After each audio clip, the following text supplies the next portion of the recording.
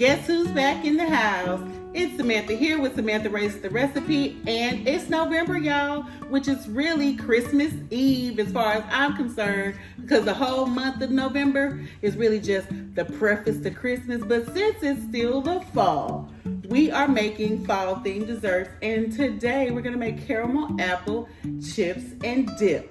So before we get started, please be sure to subscribe to the channel down below. Make sure that you like the page, share the videos, and let's just jump right into it, y'all.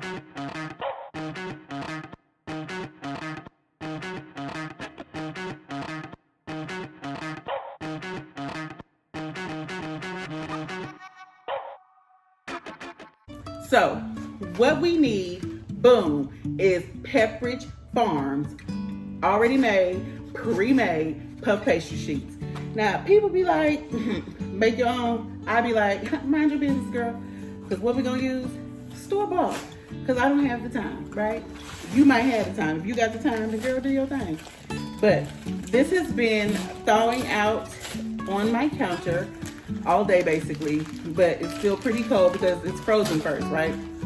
So, open your little package. If you can open it, honey. If you can open it, right? So I'm gonna take a little bit of flour onto my surface, spread it around, and we're gonna roll out the sheets, but we're gonna do one like small section at a time. So even though it's a full sheet, I'm gonna take just this one little piece. Give me a second, I need a knife. I'm gonna work with one section at a time. So just like this little sliver, okay? Keep the rest over to the side. I'm gonna put a little bit of flour on this side, boom. That side like that, boom, boom, boom. And then I'm gonna flour my rolling pin as well, because we don't need no stickerization. This is gonna be super fast, y'all. So you just roll straight. You're gonna just roll straight across, okay? Even though it's got stuck. Roll across. Take a little bit more flour because apparently she don't want to act right. But I'm gonna flip her over, okay? And I'm gonna roll it the opposite direction. Now, I don't know why I choose to do it this way. I guess if you wanted, you could roll out the full sheet, but that ain't what I do. This is what I do, okay? So it's pretty thin. You see how it is? Y'all saw it? And then I have these little fall leaf cutters. Just kind of let it bop, bop, bop, bop, bop, bop, into the flour so it doesn't stick. And then you're gonna cut them out, right?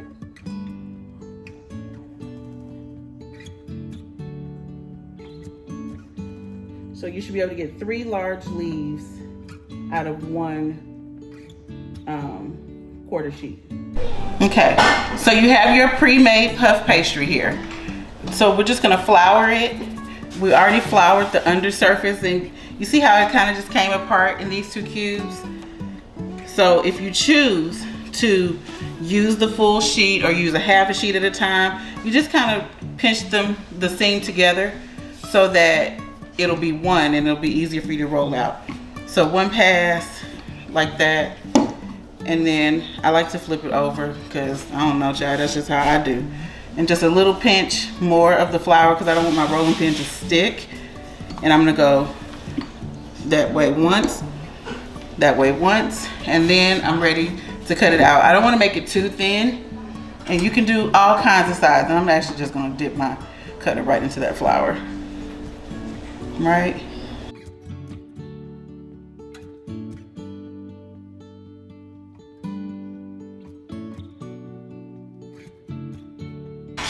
Let me see. I got a big old pumpkin.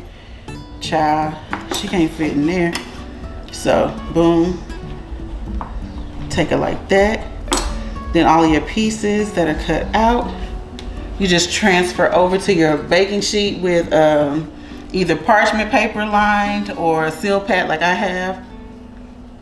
There. Now, if you want to help these to not spread, you can put your dough back into the refrigerator for a little while just so it can firm up. You know, 15 minutes or so is good. And then put it in a 350-degree oven. But before we do that, we're gonna go a step further. All right, so now that we've cut out all of our shapes, popped them back into the refrigerator to set up a little bit more, we're gonna make our cinnamon sugar like sprinkle for the tops. And so basically what I have here is a 1/2 cup of brown sugar, 1/4 cup of plain white sugar. We're gonna take a teaspoon of nutmeg. No, I lied. A 1/2 teaspoon of nutmeg, which is just about, honey, all we got in here. Just a little scooch more. Okay. And we're gonna take a full teaspoon of cinnamon.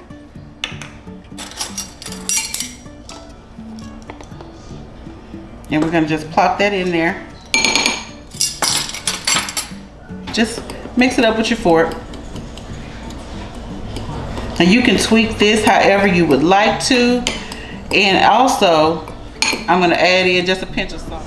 Okay guys, so I just pulled out from the refrigerator our cut out shapes, and so they're nice and firm again. I have a couple of tablespoons of melted butter and a little pastry brush. So what I'm gonna do is just dab the tops, just, you know, lightly so that the sugar will adhere.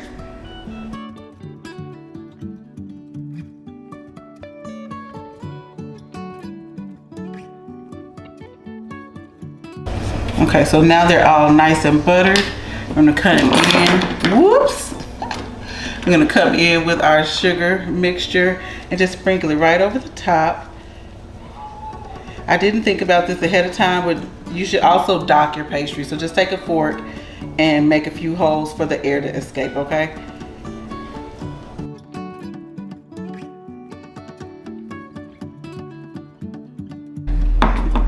All right, and so we're gonna pop these into our preheated oven. It's at 350 degrees for about 15 to 20 minutes, but just check and make sure they're nice and golden brown.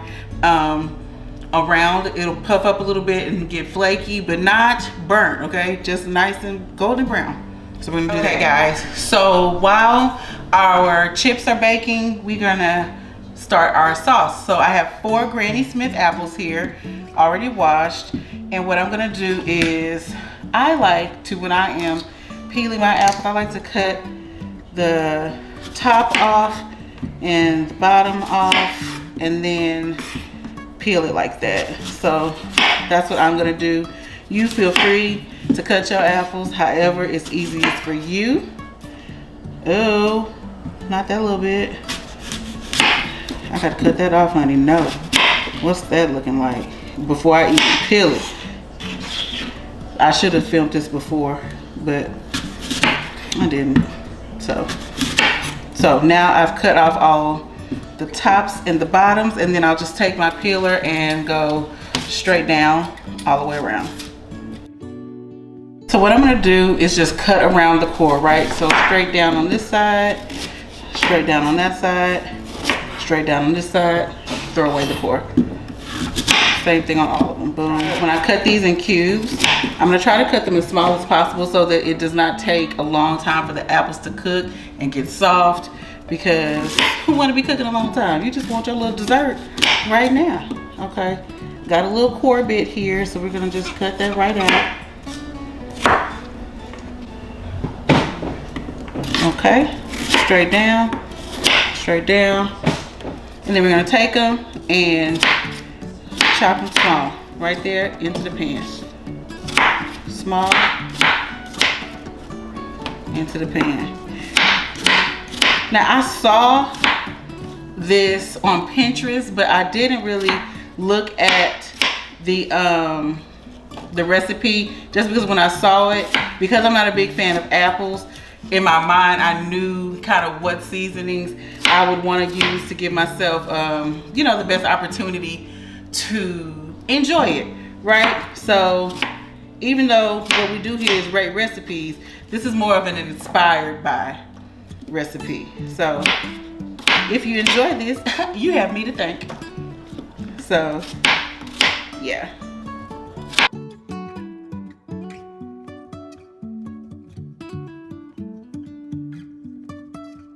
So come on over to the stove with me and we're gonna get this going. But before we do that, we're gonna just take our little leftover sugar and sprinkle it right over the top there. You see that? Right over the top. And then we're gonna put it on for medium high heat. Okay, so we have our stove on medium high heat. We have that remaining tablespoon of melted butter right in on top. And we're gonna just kind of cook these apples down and let them get soft. I'm gonna come in also with a little pinch of salt, kosher salt. And then just kind of mix it up. And the sugars and the moisture, the liquid that becomes released from the apple is gonna make that kind of caramel sauce. Now, if you like it super sweet, then you can come in also with a little Smucker's caramel sauce. Towards the end, I may put like maybe 1 or 2 tablespoons. We're just gonna see how it cooks down, okay? So we're gonna pull out our chips. Oh, looks so good. See? Nice and puffy. Now they're gonna go down just a little taste. And we're gonna let them set for a little bit, okay? All right, so we have our chips out and our dip is getting ready. It's getting nice and soft, so just take the back of your spoon and kind of just smash it against the pan. It's gonna make it softer.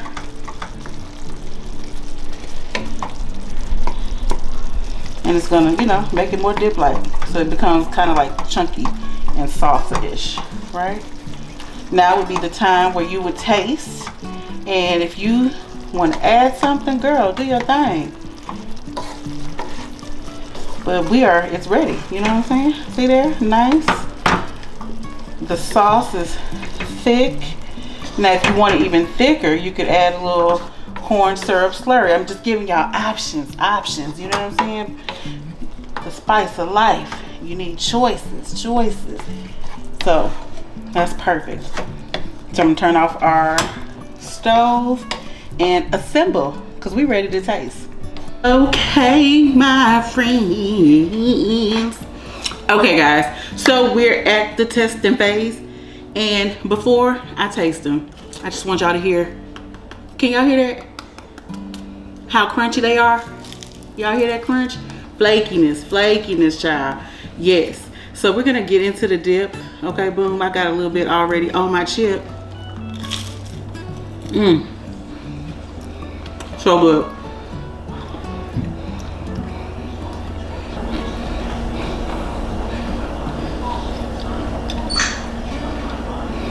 Yep. So I rate my recipe, considering I don't even like apples, y'all, 4 out of 5, okay? I like it. If you eat like McDonald's apple pies, this is like that but better, right? Good. Puff pastry, flaky, buttery, sweet, not too sweet. So good.